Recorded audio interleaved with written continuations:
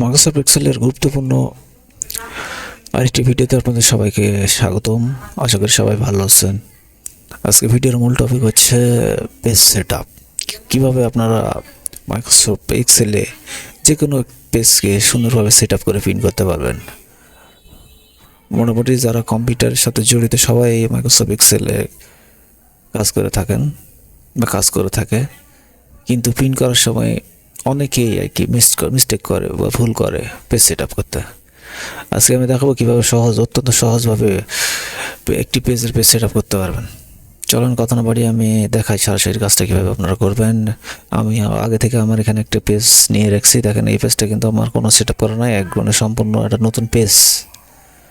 এখন সেটআপ করার জন্য প্রথমে আমি আমার ভিউ অপশন আছে, ভিউ অপশনে ক্লিক দিয়ে এখানে পেজ ব্রেক করে নেব।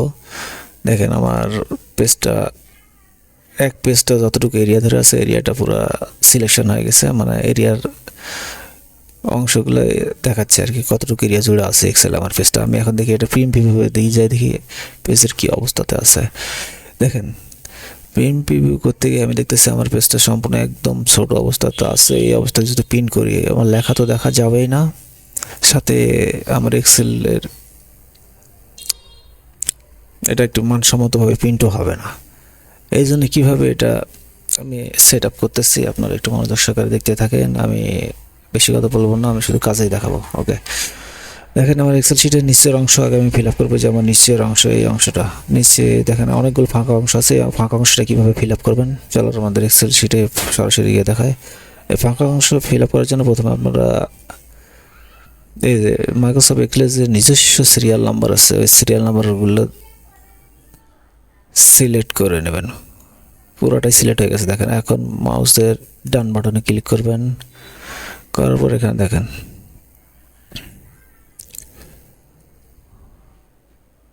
রো হাইট নামে একটা অপশন আছে। এখানে দেখেন রো হাইট, এই অপশনে ক্লিক দেবেন। এখানে দেখেন আমাদের 15 আছে, এটা আমি 30 করে দেব। সাথে সাথে দেখেন আমাদের পেজটা বড় হয়ে গেছে।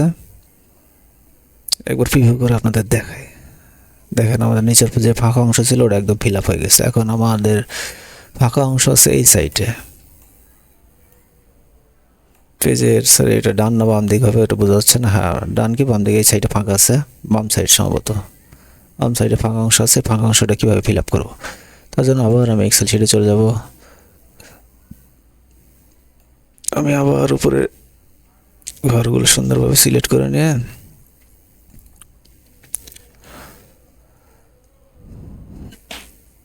এই যে এখন দেখেন কলাম হাইট, আগে আমরা কাজ করলাম রো হাইট, এখন কাজ করতেছে কলাম হাইট। এই কলাম হাইট একটা ক্লিক দিবেন। এখানে দেখেন এখানে 30 দিয়ে দেবেন। ওহো একবার অনেক বড় হয়ে গেছে স্যার। এটা আবার আমি কন্ট্রোল করে পিছনে চলে যাই, আবার মাউসের ডান বাটন ক্লিক, কলাম হাইট 30-এর জায়গায় আমি এখানে 20 দিয়ে দিই। মোটামুটি এখন আমি আমার পেজ সেটআপ আবার প্রিভিউ করে দেখে আসি। দেখেন একদম ফিট হয়ে গেছে। দেখেন আমাদের পেজটা, কিন্তু প্রিন্ট করলে ভালো আসবে না, কারণ পেজের মধ্যে দেখেন ফন্ট সাইজ, সেটা ফন্ট সাইজটা অত্যন্ত ছোট। আমরা আমাদের ফন্ট সাইজটা একটু বড় করে নিই। তার জন্য আবার এক্সেল শিটে চলে যাব। এখন এই কর্নারে একটা ক্লিক করলে আমার পুরো এক্সেল শিটটা সিলেক্ট হয়ে গেছে। এখন আমি আমার ফন্টটা একটু বাড়িয়ে দেব। দেখেন ফন্ট সাইজটা আমি একটু বড় করে দিয়েছি, আমার ফন্ট সাইজ 18। এখন যদি আমি প্রিন্ট প্রিভিউ করি দেখেন লেখাগুলো সুন্দর বড় হয়ে গেছে এবং পেজটাও আমার সুন্দরভাবে দেখাচ্ছে। সেট আপটাও সুন্দরভাবে কমপ্লিট হয়ে গেছে, পুরো 4 সাইডে একবারে ফিট হয়ে গেছে।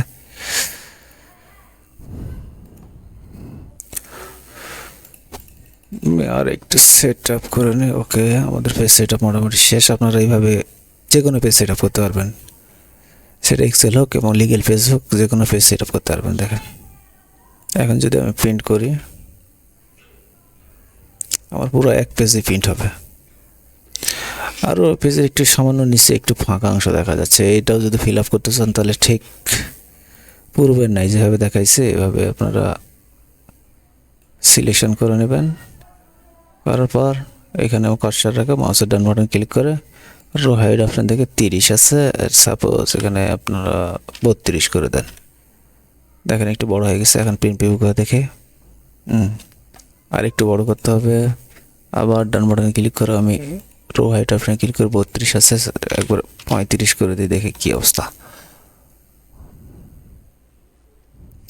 প্রিন্ট প্রিভিউ করে দেখে ওকে আছে। এখন দেখেন আমাদের একবারে ফিট হয়ে গেছে পেজটা। তারপরেও যদি আপনাদের মনে হয় আরও একটু ভালো করে সেটা করুন, তার জন্য এই যে এখানে একটা ডায়লগ বক্স আছে, এই ডায়লগ বক্সে একটা ক্লিক দেবেন এবং এখান থেকে টেনে টেনে সুন্দরভাবে সেট আপ করতে পারবেন। এটা কোনো বিষয় না। দেখেন ওকে হয়ে গেছে। আবার এখন ফন্ট সাইজটা আমি আরেকটু বাড়িয়ে নেব।